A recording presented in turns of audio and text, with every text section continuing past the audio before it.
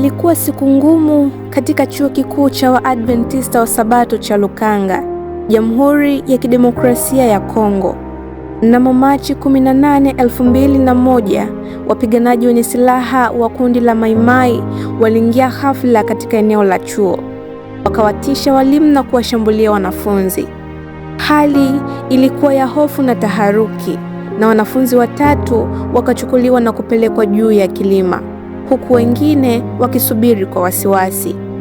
Wakati mvutano ukiongezeka na hatari ikikaribia, ghafla anga ilifunga na mvua kubwa ikaanza kunyesha kwa nguvu.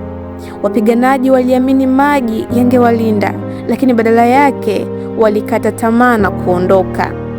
Wanafunzi wale 3 waliokolewa, na wengi walitambua mkono wa Mungu katika tukio hilo la ajabu.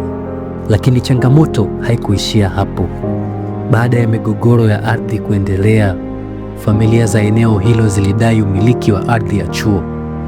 Ili kudumisha amani, kanisa la Waadventista wa Sabato lilikubali kulipa fidia, si mara moja tu, bali mara 2. Hivyo ardhi ikaonekana kununuliwa mara 2. Tukio hilo likawa ukumbusho wa maneno ya Biblia kwamba wanadamu wamenunuliwa kwa thamani.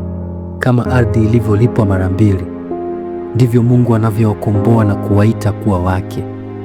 Leo sadaka za utume zinaendelea kusaidia maendeleo ya chuo hicho, kuboresha majengo na kuwasaidia wanafunzi kuendelea kujifunza.